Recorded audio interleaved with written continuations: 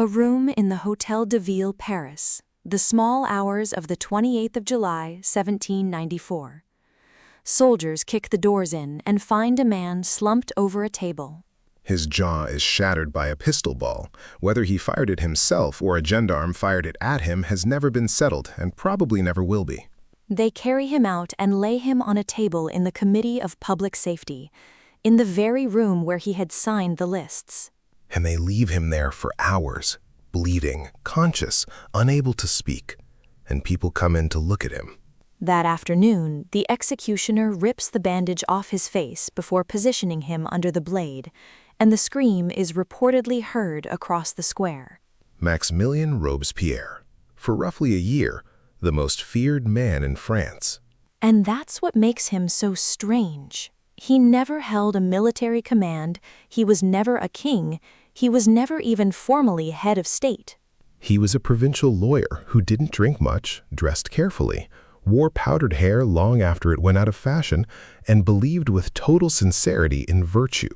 This is the story of how the French Revolution devoured the man who was most certain he was saving it. And nothing in the first 30 years of his life predicts any of it. That's the part I want to sit with. Born in Arras in 1758, his mother dies when he's 6. And his father simply leaves, drifts abroad, turns up in Germany, dies somewhere in Munich years later. 4 children handed round the relatives. He wins a scholarship to Louis Le Grand, one of the elite Paris schools, and he is the poor boy there, surrounded by aristocratic sons. There's a story that he was chosen to deliver a Latin address to the new king, Louis XVI, on his way through Paris, kneeling in the rain. The royal carriage didn't stop. Probably embellished, but it's circulated, which tells you what people thought his life had been shaped by. He becomes a lawyer back in Arras, competent, painstakingly honest, and, by every contemporary account, slightly boring. He takes poor clients' cases, and as a judge in a church court, he reportedly resigns rather than pass a death sentence. Which becomes almost unbearable to think about later. And then Rousseau. You cannot understand him without Rousseau. He read him obsessively, claimed to have met him once as a young man, though the timing is doubtful. And what he takes from Rousseau is one enormous idea, that there exists a general will of the people, distinct from the sum of individual interests and morally superior to it. That a republic of virtue is genuinely possible, and that the real enemy is not tyranny, but corruption. Now follow that through. If you sincerely believe you can identify the general will, then anyone who disagrees with you is not a legitimate opponent. They are an obstruction, not to your opinion, to the people's own voice, which makes disagreement a kind of treason before anybody does anything. That is the entire terror, sitting inside a book of political philosophy 20 years before it happens. He's elected to the Estates General in 1789 for the Third Estate of Artois, and at first he is nobody. Weak voice, spoke too long, was mocked. Mirabeau reportedly said of him that he would go far because he believed everything he said. Which is either the sharpest compliment or the sharpest insult in the whole revolution. But he spoke constantly, hundreds of times, and he was consistent, which in that assembly was genuinely rare. And here's what he was consistent about, and this is the part that gets edited out of the villain version. He opposed the death penalty outright. In 1791, he stood up and argued for its abolition. He opposed slavery in the colonies when a great many revolutionaries found reasons not to. He argued for universal male suffrage with no property qualification against most of the moderate leadership. He argued for the full civil rights of Jews and Protestants. He argued against the war. He argued for the right of the poor to bear arms. On almost every question, the young Robespierre is on the side history now says was right. And he picks up a nickname that starts as sarcasm and becomes completely sincere, the Incorruptible. He also proposes something in 1791 that is high-minded and catastrophic. The Self-Denying Ordinance, barring members of the Constituent Assembly from serving in the next Legislative Assembly. Nobody should profit from writing the Constitution. Very pure.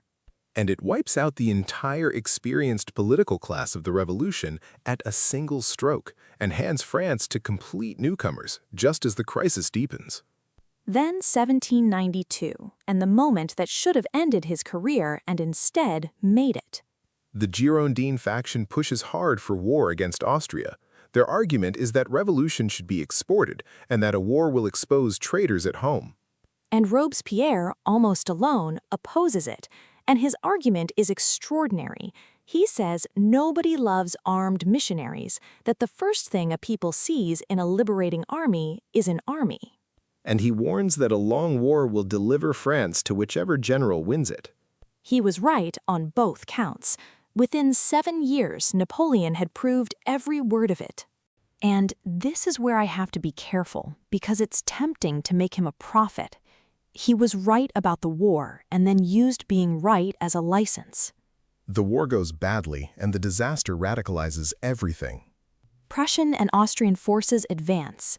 The enemy commander issues a manifesto threatening to destroy Paris if the royal family are harmed. Which is possibly the single most counterproductive document of the 18th century.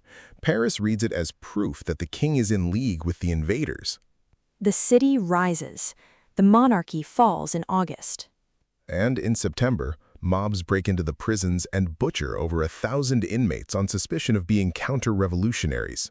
Priests, nobles, also just prisoners. Also children from a house of correction. 4 days of it. Improvised courts in the courtyards, and men working in shifts because their arms got tired. And the revolution discovers something about itself in those 4 days, that fear can be a form of government. Robespierre is now a deputy for Paris in the new National Convention, and the dominant voice in the Jacobin Club. And in December, he speaks for the king's execution, and his argument is chilling in its logic. He argues that Louis need not be tried at all, that a trial presupposes the possibility of innocence. And that if Louis could be innocent, the revolution was a crime. His existence is itself incompatible with the Republic, so he must simply die. The convention kills the king in January 1793. The man who had argued for abolishing the death penalty 2 years earlier voted for it. And then France's position collapses on every side at once, and you have to hold this in mind to understand what follows. Foreign armies invading across multiple frontiers. The Vendée rising in a savage royalist and Catholic rebellion. Major cities in open revolt against Paris, Lyon, Marseille, Toulon, which hands itself to the British fleet. Food prices soaring, the currency collapsing. This is a genuine existential emergency, not a manufactured one. In April 1793, the convention creates the Committee of Public Safety, a 12-man emergency executive. Robespierre joins it in July.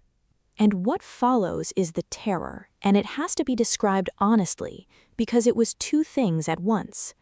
It was a genuine emergency response, and it was a machine that ran a very long way past any emergency.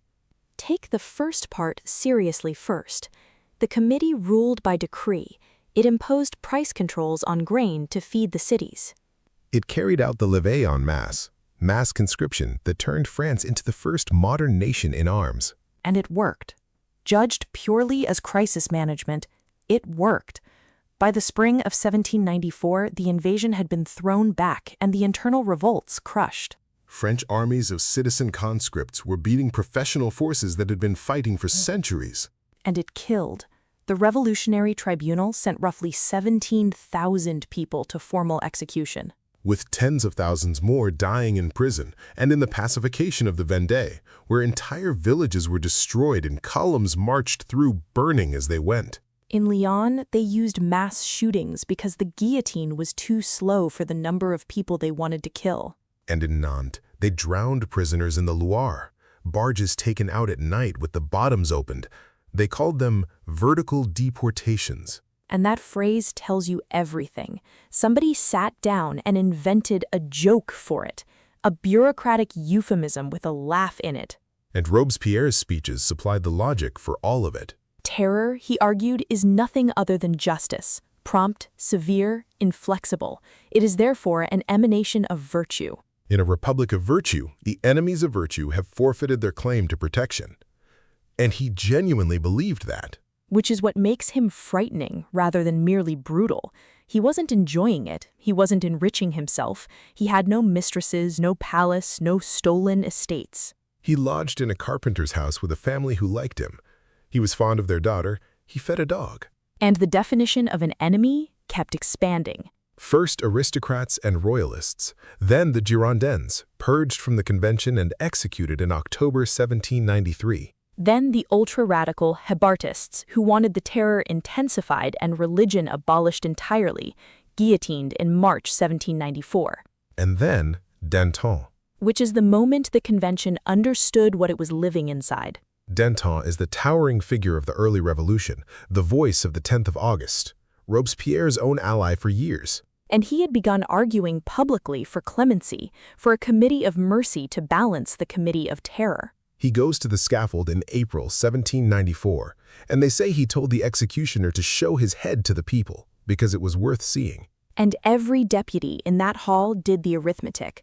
If Danton isn't safe, nobody is safe.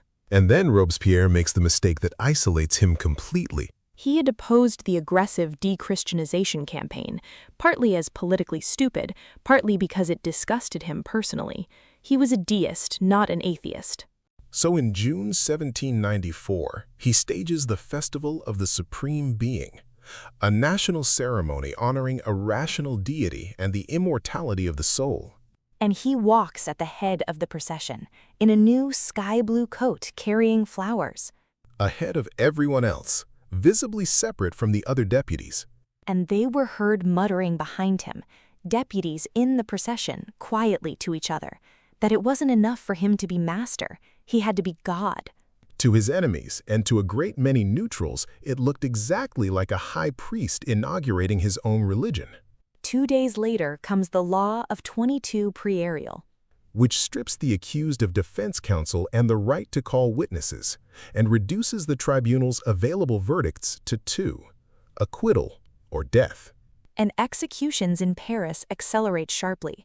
More people die in the following weeks than in the entire preceding year of the tribunal's work. It's called the Great Terror, and crucially, it comes after the military emergency has passed. Which is exactly why the convention could no longer justify it, even to itself. The excuse had expired, and the killing had accelerated. And then, on the 26th of July, he stands up and destroys himself in a single speech. He tells the convention that a new conspiracy exists inside the government itself. He says he has a list of traitors. And he refuses to name them. Every man in that hall now has to go home and lie awake wondering whether he is on it. It's the single worst misjudgment of his career. Men who agreed on absolutely nothing discovered one shared interest that night, surviving until morning. And they worked through the small hours. Deputies who had been terrified of each other for 2 years found each other in corridors. The next day, when he rises to speak, they shout him down. He can't make himself heard over the noise. Someone jeers that the blood of Danton is choking him. Arrest is decreed for him, his brother, Saint-Just, and Couthon. And then the strangest hour of the whole story. The Paris Commune frees them and gathers armed troops at the Hôtel de Ville. He could have fought. He had men, cannon, and the most militant sections of the city behind him. And he wouldn't sign the call to insurrection. Because he had spent 5 years insisting on the sovereignty of the convention. To raise the city against it would make him exactly what he had killed other men for being. There's a document with his signature half written on it, the first few letters, and then nothing. And while he hesitated, the convention outlawed him, which meant no trial was required at all, just identification. And the commune's forces melted away into the rain. He and 21 others died the following afternoon. Over the following days, more than 80 of his associates followed them. And the crowd, by every account, cheered. Women were reportedly dancing in the street beside the cart. The Thermidorian reaction dismantles the terror, releases prisoners, closes the Jacobin Club. And installs a corrupt, unstable government called the Directory, And 5 years after that, a general takes power. Which is precisely what he predicted in 1792, when he was arguing against the war and nobody would listen. So where does that leave him? Because the easy version is a hypocrite, and he wasn't one. That's the problem. He was not a hypocrite. If he had been, he'd have been survivable. He believed absolutely that he could hear the voice of the people, and a belief that pure has no break on it. Because every objection becomes evidence of corruption.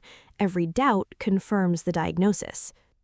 A ruler who thinks he is virtue itself will always find more enemies. Right up to the morning he finds himself among them. This was History But Better podcast, episode 12.